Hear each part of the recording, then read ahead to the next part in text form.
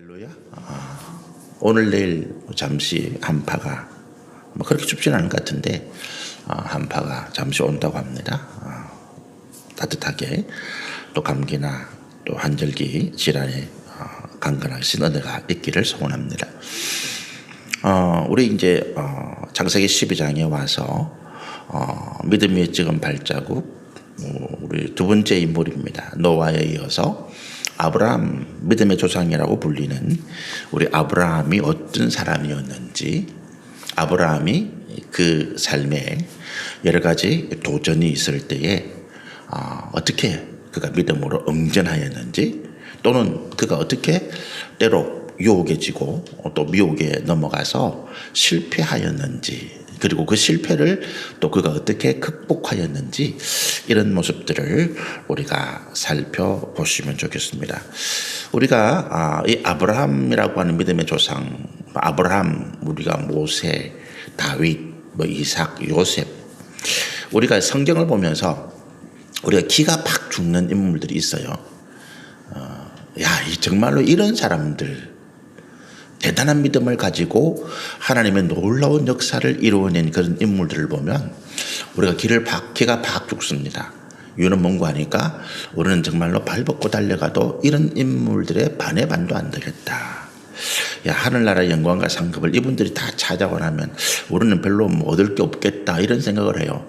근데 그런 생각은 기우입니다. 기우. 하늘이 무너질까봐 걱정하는 그런 염려인데 안 해도 될 염려죠.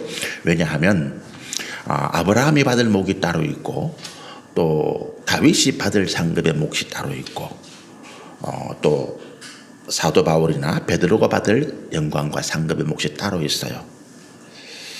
무슨 말인가 하면 하나님께서 정재훈 목사라고 하는 저 개인, 또 아니면 여기 계신 우리 성도님들의 어떤 상급과 영광의 몫을, 절대치를 다 준비해 놓으신 거예요. 그 절대치의 양은 아브라함이나 이삭이나 요셉이나 야곱이나 다윗이나 사도 바울이나 베드로나 똑같습니다. 절대치의 양은 똑같아요. 그러면 거기에서 우리가 얼마만큼 믿음의 삶을 달려갔느냐에 따라서 내가 받는 양이 달라진다는 거죠. 받는 양이 달라진다. 우리가 톨스토이라고 하는 러시아의 대문호죠. 이분이 지은 단편 소설 가운데 사람은 무엇으로 사는가라고 하는 그 단편 소설집이 있습니다. 짧은 단편을 묶어놓은 책인데 그 제목이 사람은 무엇으로 사는가라고 하는, 여러분 이제 서점에 가셔서 우리 가을에 책 읽기 좋은 시간이잖아요. 성경도 많이 읽으시겠지만 그런 책들도 한번 읽어보시면 좋겠어요. 사람은 무엇으로 사는가. 안 두꺼워요. 그리고 그 안에 있는 짧은 단편이기 때문에 쉽게 읽을 수 있습니다. 그 중에 하나가 뭐냐 하면 한 농부의 이야기입니다. 한 농부가 자기가 소작농이 아니고 자기 땅을 가지고 자작해가는 사람인데 늘 자기 땅이 작은 것에 불만을 가지는 거예요. 어떻게 하면 더 많은 땅을 가질 수 있을까 하는 생각을 했는데 어느 날 소문이 들립니다. 어디 이웃나라에 무지무지하게 넓은 땅이 있고 아주 좋은 옥토가 있는데 사람이 너무 적어서 돈을 조금만 주면 원하는 대로 땅을 준다 하더라. 그래서 이 농부가 자기 재산을 다 팔아서 그 나라로 갑니다. 가보니까 정말로 그래요. 돈을 조금만 주면 자기가 원하는 만큼 땅을 주겠다는 거예요. 그런데 조건이 뭐냐 하면 아침에 해가 뜰 때 출발해가지고 해가 질 때까지 돌아오면서 자기가 깃발을 꽂은 땅이 내 거다 하는 거예요. 열심히 뛰어가면 많이 받는 거죠. 이 농부가 돈을 주고 새벽같이 일어나서 준비를 하고 해가 뜨자 출발합니다. 죽을 힘을 다해서 달려가는 거예요. 가면서 깃발을 꽂고 죽을 힘을 다해서 달려가는데 사람이 지치잖아요. 쉬지도 안 하고 땅이라는 욕심 때문에 해가 뉘엿뉘엿 돌아가는데 아직 그 꼬린 지점이 멀리 보이는 거예요. 근데 못 돌아오면 실패인 거예요. 땅이 한 평도 없는 거지. 그래서 이 농부가 죽을 힘을 다해서 정말로 그 목표 지점까지 갑니다. 해가 지기 전에. 통과하고 성공이야 듣는 순간에 이 사람이 죽어버려요. 심장마비로. 죽고 나니까 그 땅이 자기 뭐 아무것도 아니잖아요. 자기가 엄청나게 넓은 땅을 차지했지만 그래서 그 사람은 겨우 한 평 남짓한 땅만, 자기가 묻힐 땅만 차지했다는 그런 내용인데, 이제 사람은 무엇으로 사는가라고 하는 그 단편 소설집에 있습니다. 여러분, 우리가 하나님께서 내게 주신 절대적인 총량의 영광과 상급이 있다 그랬잖아요. 이걸 내가 욕심 난다고 해서 더 많이 얻는 건 아니에요. 내가 믿음으로 나아가는 만큼, 내가 포기하지 아니하고 끝까지 믿음으로 내 달려갈 길을 가는 만큼 하나님께서 내게 주어진 그 절대적인 총량을 주시더라.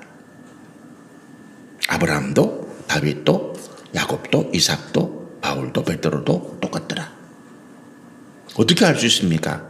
사도 바울이 계속 고백하는 거예요. 하나님께서 내게 놀라운 영광과 상급을 준비해 두셨는데 나는 그 믿음의 부르심의 상을 향하여 달려간다. 그런데 이 상과 영광은 나뿐만 아니라 나에게만 주신 것이 아니라 모든 사람들, 나와 같이 믿음의 길을 달려가는 모든 사람들을 위해서 준비하신 것이다.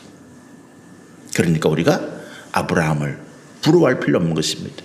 아브라함이 다 가져가고 난 다음에 나는 별로 받을 것도 없겠네? 그거는 우리 육신의 생각이에요. 이 땅에 대통령이 한 자리밖에 없잖아요. 국무총리 한 자리밖에 없고 국회의원이 300명밖에 없고 장관 자리 해봐야 한 10대 개 됩니까? 얼마나 모르겠는데. 그러니까 1등부터 대한민국의 권력 순위를 따지면 뭐 한 500명, 300명, 400명이 대한민국의 권력 순위를 다 차지하는 거예요. 그럼 뒤에 있는 사람들은 나는 그게 못 낀잖아요. 그래서 그 사람들을 끌어내리라고 그러고 그 사람들을 잡아내려서 내가 그 자리를 차지하려고 그러죠. 그럴 필요가 없다는 거예요. 하나님 나라에서는. 그죠? 내가 가야 할 믿음의 길을 가기만 한다면 하나님께서 내게 주신 절대적인 아브라함이나 이삭이나 야곱이나 요셉이나 베드로나 바울 같은 그런 영광과 상급을 나도 받을 것이다. 이 믿음의 은혜는 하나님이 저에게 이 말씀을 준비하고 묵상하는 중에 주신 겁니다. 네 다른 사람과 경쟁할 필요 없어. 아브라함에게 기죽을 필요 없어. 다윗에게, 바울에게, 베드로에게 기죽을 필요 없어. 너는 너 몫의 믿음의 길을 감당하면 돼. 이게 우리 모두 각자 주신 축복입니다. 그래서 우리가 이 아브라함 앞으로 이어질 믿음 위에 찍은 발자국이라고 하는 이 믿음의 사람들의 길을 따라가면서 우리가 보아야 할 게 뭐냐? 이 사람들이 얼마나 대단한 업적을 이루었는가? 이걸 보는 게 아니에요. 이걸 보는 게 아니라 하나님께서 아브라함이라고 하는 사람을 믿음의 조상으로 만들어가는 과정이잖아요. 아브라함이라고 하는 사람을 믿음의 조상으로 만들어가는 과정. 다윗이라고 하는 인물을 위대한 하나님의 종으로, 하나님이 기뻐하시는 믿음의 사람으로 만들어 가시는 과정을 본다라고 하는 것입니다. 그러니까 우리가 주목하는 것은 하나님이에요. 사람이 아닙니다. 사람이 무슨 일을 하고 사람이 어떤 업적을 이루었고 사람이 어떤 놀라운 영광을 드러내는 게 이건 아니에요. 다니엘서를 본다.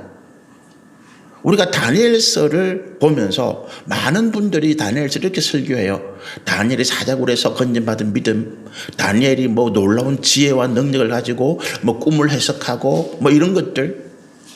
근데 거기에 초점을 맞추다 보면 뭐가 안 보입니까? 하나님께서 다니엘을 어떻게 만들어 가시는가? 다니엘을 통해서 그 바벨론이라고 하는 우상의 제국을 어떻게 변화시켜 나가는가? 이건 안 보이는 거죠.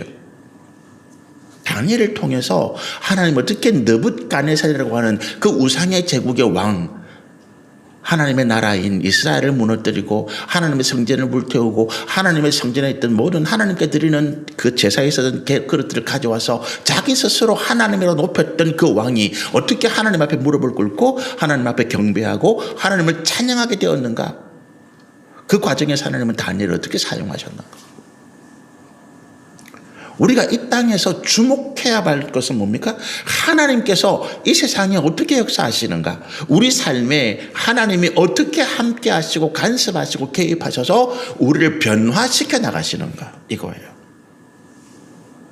위대한 조각가 미켈란젤로라든지 무슨 아주 우리 위대한 조각가들이 있잖아요. 이 위대한 조각가들이 어떻게 조각하느냐? 조각을 하는 하수가 뭡니까? 좀 수준이 낮은 조각가는 자기가 필요한 걸 막 만들어낸대요. 돌멩이 안에 있다 그러면. 그런데 위대한 조각가들은 이미 자기가 원하는 모양이 있어. 그래서 그 돌멩이에서 필요 없는 부분들을 떼낸다는 거예요. 똑같은 작업인 것 같은데, 똑같은 작업이잖아요. 그죠?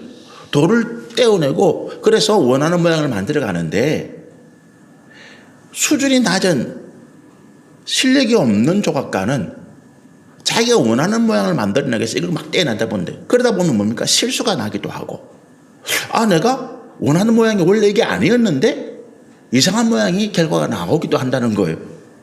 그런데 위대한 조각가는 자기가 원하는 모양이 정해져 있는 거야. 원래 자기가 원하는 모양으로 만들어 놓은 거예요.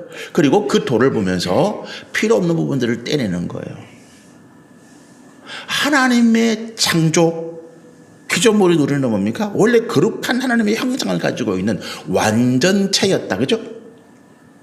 그런데 범죄를 해서 그 거룩한 형상이 깨어지고 하나님께서 우리를 아름답다, 심히 매우 아름답다라고 칭찬하신 부분들이 덕지 뭐가 달라붙었습니까? 죄의 오물들이 달라붙은 거예요. 그럼 하나님 우리를 어떻게 하십니까? 다시 너를 창조하는 것이 아니라 우리에게 묻어있는 모든 죄의 오물들, 하나님의 거룩한 형상을 가리고 우리가 하나님께서 창조하신 아름다움을 훼손하고 있는 그것들을 닦아내고 제거하시는 것이 하나님께서 우리 인생에 역사하시는 모습이다. 우리 모두에게 공통적으로. 아브라함이 어떻게 믿음의 조상이 되었다고요?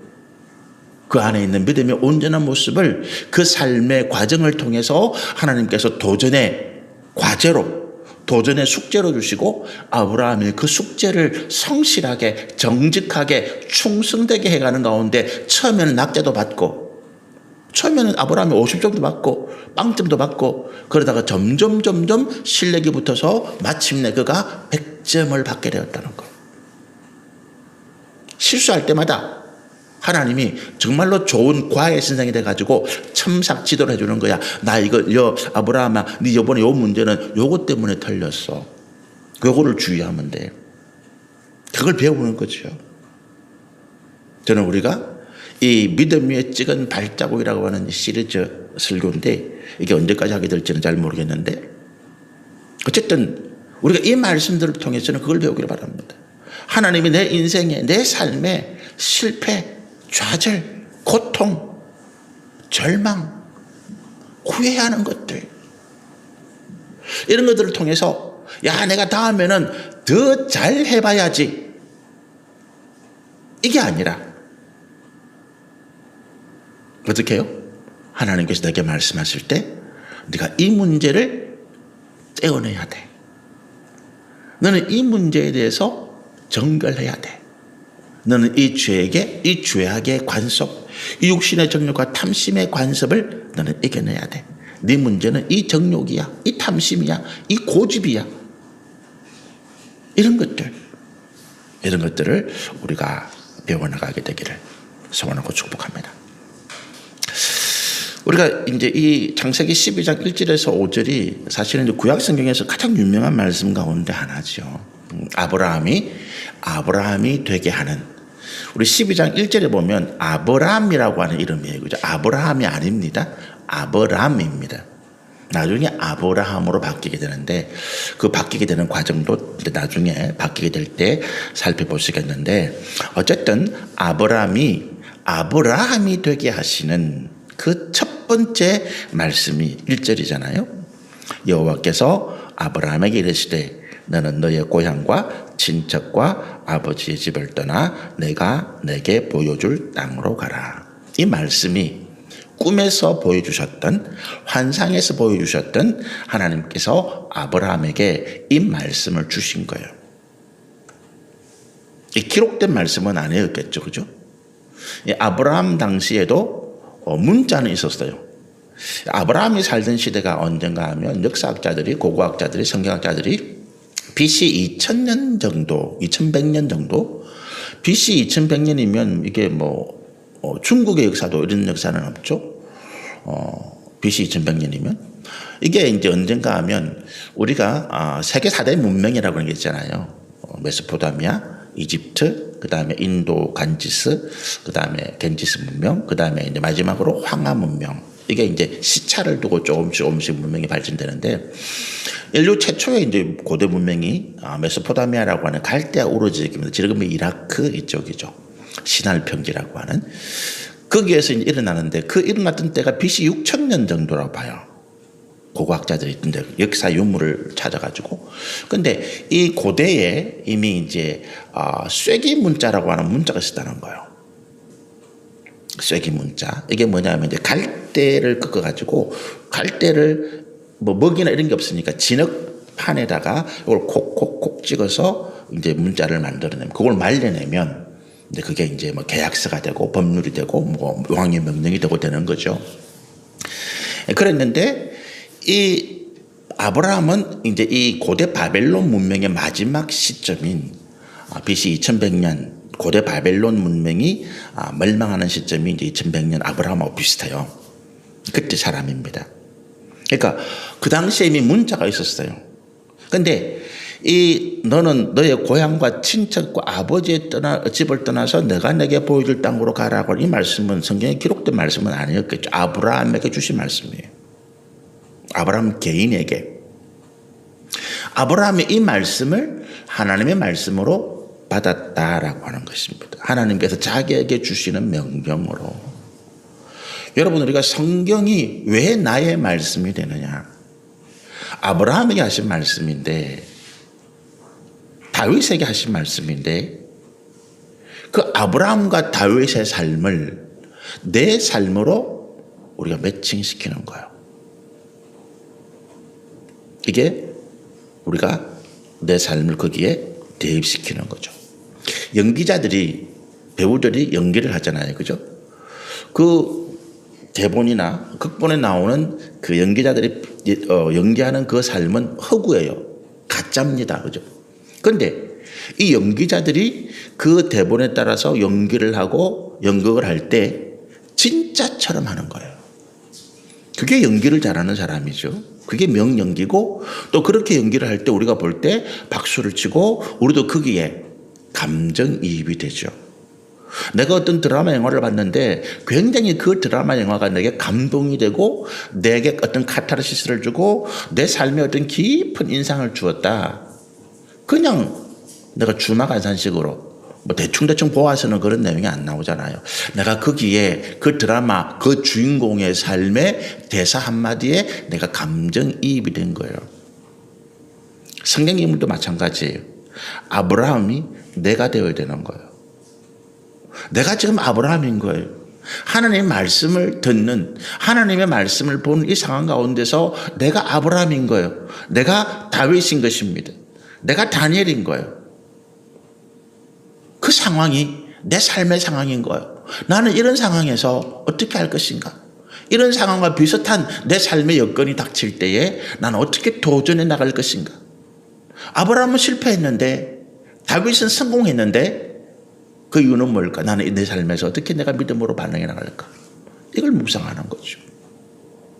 이걸 묵상하는 거예요. 여러분, 우리가 성경을 볼 때 기적, 능력, 이적, 여기에 관심 두지 마세요. 우리가 관심 두지 말라는 것이 필요 없다는 게 아닙니다.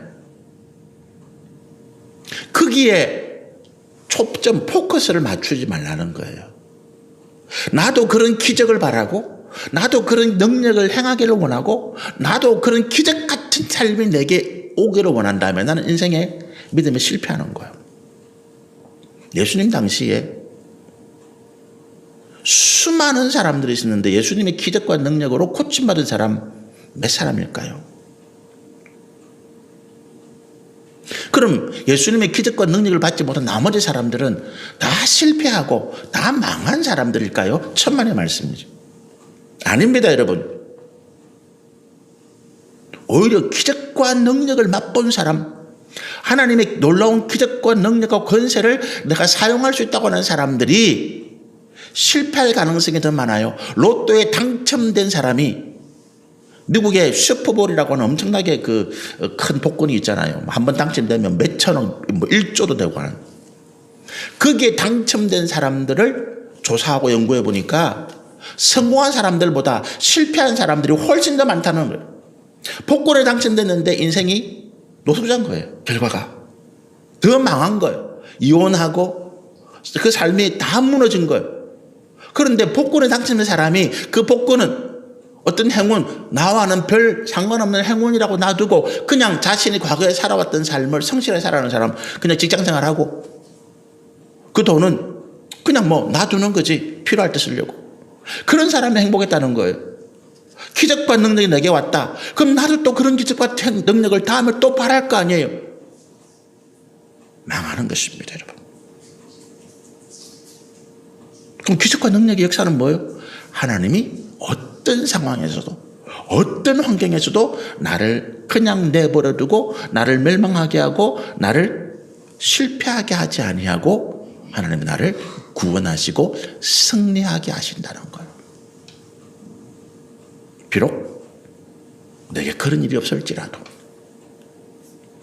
다니엘의 세 친구가 그 느부갓네살 왕이 자기를 하나님처럼 섬겨라, 그렇게 해서 엄청나게 큰 금으로 만든 신상을 세워놓고 모든 백성들에게 그 북소리에 맞춰서 신상 앞에 절하라, 나를 하나님처럼 섬겨라.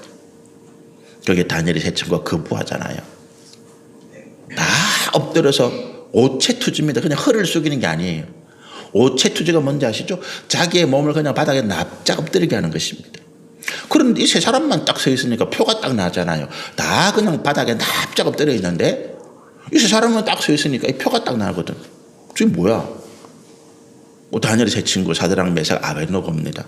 그 사람들이 지위가 낮지도 않아요. 한도의 방백입니다. 도지사입니다. 그 당시 바벨론이 한 60개 주 정도 되는데 60대 정도 되는데 60명 중에 한 사람이니까 굉장히 고위 관료잖아요. 앞자리에 쭉 섰을 거예요. 대본에 표시가 나는 거죠. 불렀습니다. 너 왜 절 안 하는데? 혹시 못 들은 거 아니야, 북소리? 내가 다시 한번 기회를 줄게. 북소리에 나거든 엎드려서 경배해. 아니면 너를 산채로 풀문불에 던져서 태워 죽일 거야. 근데 성경을 보면 그 다니엘 세 친구 사드락 메삭 아벳노고라고 하는, 이게 이제 다니엘 그 바벨론식 이름이잖아요. 사드락 메삭 아벳노고. 그 삶은 바벨론에 살지만 그 영은, 그 중심은 하나님께 있는 사람들. 이 세상을 우리가 육신으로 살아가지만 그 중심은 하나님 나라를 향해서 나아가는 우리. 이게 이제 우리의 그 감정이입이에요. 우리가 이게 대입하는 거예요. 이런 상황에서 우리는 어떻게 할 건가? 사드락 메삭 아벳노고 이런 이야기 하죠. 나는 절 안 할 겁니다. 구상에게 절하지 않습니다. 하나님만을 섬깁니다. 당신 우리를 죽인다도 괜찮습니다. 타는 불못에 던져놓으면 하나님께서 그곳에서도 우리를 구원하실 것입니다. 근데 그 다음이 중요해요. 어떻게 이야기합니까? 그렇게 하지 아니하실지라도 하나님께서 우리를 타는 불못에서 구원해내지 못하고 우리가 그냥 그 불 속에서 타서 재가 되어 사라질지라도 우리는 하나님만을 섬기겠습니다. 여러분, 이게 우리의 신앙 고백이에요. 여러분, 우리가 세상을 살아가는데 우리의 믿음을 흔들어 놓을 수 있는 유혹, 이게 얼마나 많습니까? 제가 대학교 3학년 때 결혼을 했었거든요. 군대를 안 갔다 오고 1학년, 그죠? 군대를 안 갔으니까 1학년 마치고 2학년 1학기 때 휴학할 때 83년도니까 제가 23살에 결혼을 했거든요. 결혼을 하고 군대를 갔다 와서 이제 대학을 마치고 취직을 하는데 굉장히 급하잖아요. 그래서 제가 이제 우리 동기들 졸업할 때 우리 동기들에게 한 가지 부탁을 했습니다. 그때는 뭐 그래도 뭐 취업비 시험 치는 데도 많았지만 대부분 이제 학교를 통해서 추천이 많이 왔기 때문에 제가 우리 동기들 한 100몇십 명 되는 동기들에게 미안하다. 내가 결혼하는 거 알잖아. 그러니까 제일 먼저 나 급하니까 제일 먼저 추천 들어오는 데 내가 갈게. 근데 추천 들어오면 이제 성적 순으로 4학년 1학기 때까지 성적 순을 가지고 이제 순서대로 열람을 시키고 패스하면 그다음 이렇게 갔는데 제가 한 중간쯤 됐나 봐요. 그래서 제가 우리 동기들에게 다 이야기가 오케이 했어요. 그 첫 번째 왔는데 10월 초인가 왔어요. 이제 졸업하기 2학기 때. 그래서 내가 이제 교수님들을 찾아다니면서 제가 취업 나가게 돼서 기말고사 못 봅니다, 교수님. 교수님들이 뭐 성적 안 줘도 되지. 너 D 받아도 되지. 뭐 알겠습니다. 너 대학원 안 갈 거지? 안 갈 겁니다. 그 뭐 성적은 이제 뭐 알아서 하기로 하고 이제 저 취업을 하고 학교를 안 다니고 취업을 나가서 근데 어쨌든 첫 직장이 잘 안 됐어요. 그만두고 이제 제가 1월 달에 이제 다시 이제 한 3개월 다니고 그만두고 1월 달에 다시 재취업을 해야 되는데 급하잖아요. 이제 둘째가 출산할 그때는 딸이 있었고 딸이 낳고 그런 상황에서 이제 면접을 보는데 부산에 있는 이제 화장품 회사에 대한민국 첫 번째 하는 화장품 회사에 이제 면접을 받습니다. 면접을 보는데 아주 면접보는데 면접관들이 좋아해요. 뭐 훌륭한 학생이다. 근데 저보고 질문하는 거예요. 당신 그 이력서에 보니까 당신 종교가 기독교인데 뭐 회사 방침상 주일날 일할 수도 있는데 그때는 어떡할 건가를 묻더라고요. 제가 2번 생각도 안 하고 무조건 교회 가야죠. 저 주일 일 못합니다. 당연히 연락이 안 오죠. 지금 같으면 제가 뭐 급한 사정이 있으면 일해야죠. 제가 저녁에 들을 수 있고 꼭 지금 같으면 제가 여러분 그런 이야기 하잖아요. 근데 제가 그때는 뭔가 좀 골수였나 봐요. 2번 생각 안 하고 안 하죠. 여러분 우리 인생의 삶의 평안, 안전, 재물, 권세, 관계성 이런 것들을 가지고 우리의 신앙을 미혹하는 일들이 너무나 많습니다. 그럴 때 저처럼 그걸 골수적인 답, 저는 그거 원하지 않습니다. 제가 지금 말씀드렸습니다. 제가 지금 상황이라면 제가 얼마든지 융통성 있게 또 그게 꼭 뭐 주의를 무조건 지킨다고 믿음이 좋은 것도 아닌데 제가 여러분 말씀드리잖아요. 집안에 중요한 일이 있으면 가시라. 가서 가족들과의 관계를 중요시하는 게 주일날 우리가 이 시간에 하나님 예배드리는 것도 중요하다. 어떻게 보면 제가 그런 말씀드리거든요. 하나님께서 원하시는 길은 같고 무조건 어디 가든지 대한민국 땅에 있으면 와서 여기서 예배드려. 그거는 저는 반대예요. 잘못 가르치는 것 같아요. 그런데 그런 교조주의적인 생각 말고 내가 예를 들어서 여러 가지 어떤 문제 때문에 사업상의 거래 관계 때문에 이런 거 많잖아요. 당신 교회 다니는 거 포기하면 우리는 우리 회사는 다 나는 불교인데 당신 기독교라면 그래 안 하겠어. 이런 경우가 있을 수 있겠죠. 그럴 때 내가 그런 믿음의 결단을 할 수 있겠느냐라고 하는 것입니다. 그게 여러분 우리가 이 말씀을 보아야 될 시각이다. 기적, 능력 이런 게 중요한 게 아니다. 하나님 말씀이 아브라함에게 주신 말씀, 다윗에게 주신 말씀이 내 말씀이 되어야 된다.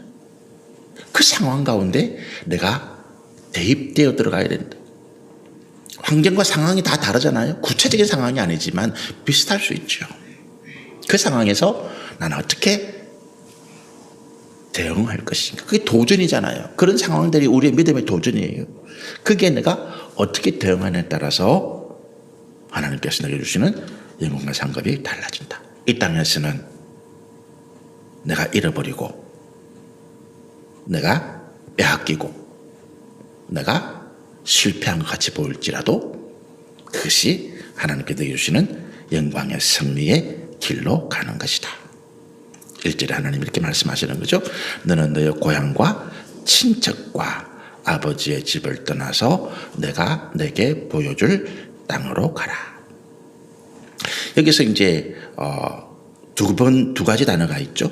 떠나라라고 하는 것과 그리고 가라라고 하는 거죠. 떠나서 가라. 뭐 연기할 때 떠나면 가게는 가야 되죠. 떠났는데 어딘가는 가게로 가야 되잖아요. 그런데 그 목적과 방향이 중요한 것입니다. 제가 조금 말씀을 천천히 전하려고 그래요. 이게 굉장히 중요하기 때문에요. 목적과 방향성입니다. 떠나는 것에 대해서는 이제 제가 좀 다음 주부터 잠깐 말씀드릴 텐데, 목적과 방향성이 왜 중요하냐. 내가 떠났는데 갈 바를 알지 못하면 이걸 뭐라 그럽니까? 방황이라 그래요. 떠나기는 떠났는데 내가 갈 바를 알지 못하고 목적지를 알지 못하고 방향을 알지 못하고 그걸 뭡니까? 떠도다니는 걸 방황이라 그럽니다. 방황. 그 방황은 뭡니까? 우리 인생에서 방황하면 안 돼요. 방황하다가 결국 힘들고 지치면 어디로 돌아갑니까? 원래 제자리로 돌아가요. 원래 제자리로 돌아갔는데 그곳이 내가 뭐 원하던 곳가 아니고, 그래서 나는 그곳을 갈등하고 괴로워하면서 내 인생을 비참하게 망하고 맙니다. 우리가 믿음으로 살려고 결단을 했는데, 믿음으로 살려고 결단하면 하나님께서 과거에 우리 믿음으로 살지 않았던 육신의 삶의 모습, 습관, 관계 이런 것들을 떠나라 그러잖아요. 그죠?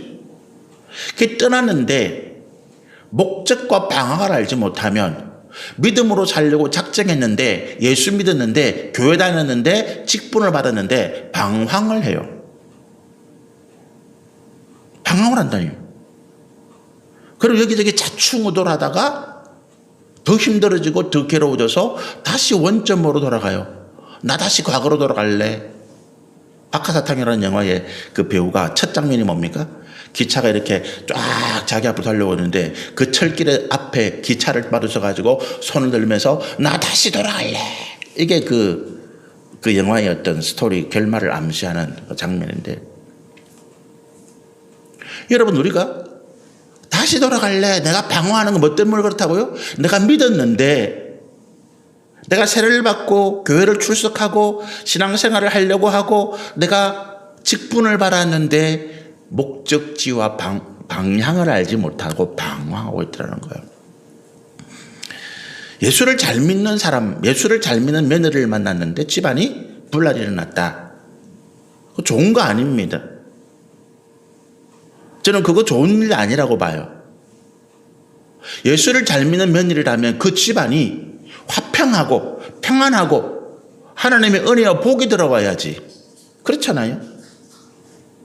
예수를 잘 믿는 며느리 때문에 집안이 분란이 나고 형제간에 어가 갈라지고 부모와 자녀 사이에 관계가 끊어졌다. 그거 잘못 믿는 거죠. 방황한 것입니다. 나는 주일날 주일 예배를 지켜야 하기 때문에 저는 결혼식 못 가요. 저는 목사기 때문에 결혼식 못 갔습니다. 결혼식 못 갈 때 제가 조카 결혼식에 토요일에 갔다 그랬잖아요. 가서 애들을 만나보고. 또 결혼식 예배가 뭐 11시, 11시 이러니까 갈 수가 없지. 12시. 오후라면 가겠는데. 여러분, 집안에 경조사가 있다. 그게 예배 시간이 없진다. 저는 가라고 말씀드립니다. 가서 축하해주고 축복해주고 형제와 자매의 사랑을 나눠주세요. 당신 예수 믿는 사람인데 오늘 예배 안 들어도 돼? 예배는 또 다음에 들을 수 있는데 경조사는 이 시간밖에 없잖아요. 가세요, 여러분. 가서 사랑해주세요. 내가 하나님을 믿는데 하나님께서 말씀하시기를 형제 사랑하기를 하나님 사랑하자 살라 그랬다. 나 왔어. 예배 빠지고 당신 보러 왔어. 형제와 이웃, 형제와 가족들의 사랑을 내가 함께하기 위해서 왔어. 그게 전도지요. 나는 예수 믿기 때문에 제사 안 지냅니다. 명절날 부모 찾아가지 않는다. 그건 잘못된 거예요. 방향을 알지 못하고 목적지를 알지 못한 것입니다. 그것 때문에 가족이 분란이 나고 관계가 깨어졌다? 하나님이 책망하실 일이에요. 너 예수 잘 믿었다 아니고 너 왜 그렇게 했어? 너는 내가 너에게 준 말씀을 너는 도무지 깨닫지 못했구나. 이해하지 못했구나. 아닙니다, 여러분. 가서 혀를 다하십시오. 제 아내가 사모인데도 불구하고 명절날 저도 목사인데도 불구하고 간다 그랬잖아요. 처음에 제 아내가 결혼해가지고 그때는 뭐 그냥 평신도였겠죠. 저희 집안이 종갓집이니까 제사가 1년에 12번, 14번 있어요. 그럴 때마다 저희 아버님이 선친께서 창원에 있는 막내 며느리를 부산의 종갓집으로 불러내려요. 와서 제사 음식 하라고. 제 아내가 가요. 첫애를 임신해서 배가 이만큼 불러도 가요. 가서 다 해요. 그게 우상을 섬기는 것입니까? 아닙니다, 여러분. 우상의 재물에 대한 말씀 지난주 우리 같이 묵상을 나눴는데 우상의 본질이 뭐라고요? 사람이 자기의 육신의 정욕과 탐심을 위해서 만들어낸 것이에요. 부모에게 효를 다하기 위해서 형제간의 사랑과 우애를 다하기 위해서 가십시오. 자연스럽게 끊어져요. 이번 추석 명절 때 제 큰형수님이 종갓집 맏며느리잖아요.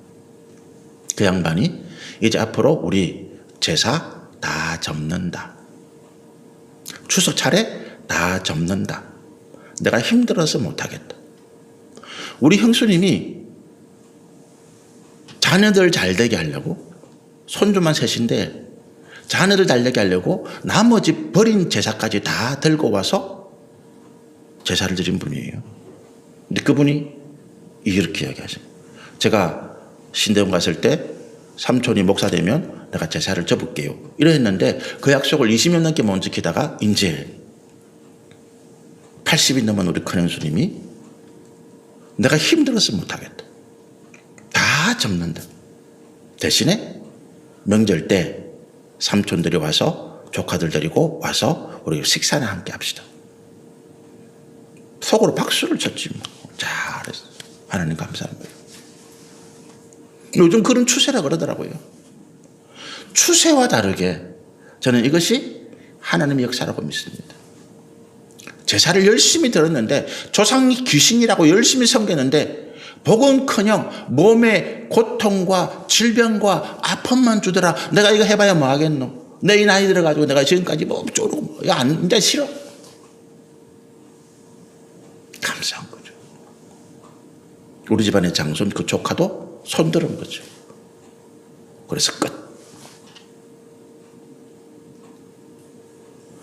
사랑의 역사는 급격하게 휘몰아치지 않습니다, 여러분.